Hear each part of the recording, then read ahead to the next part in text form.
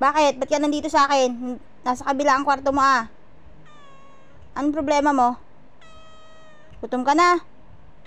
Ay, yung nanay mo nasa Hong Kong. Ay, bahala ka sa buhay mo. Kanta ka muna.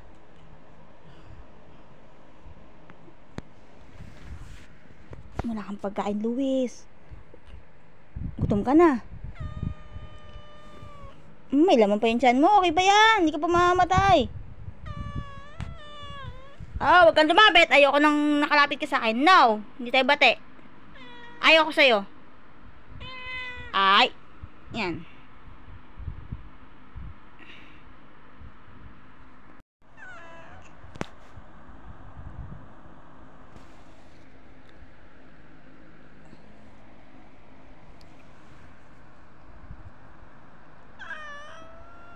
Dali, umiyak ka. Sasend ko to sa nanay mo, dali. Umiyak ka na. Kasi gutom ka na.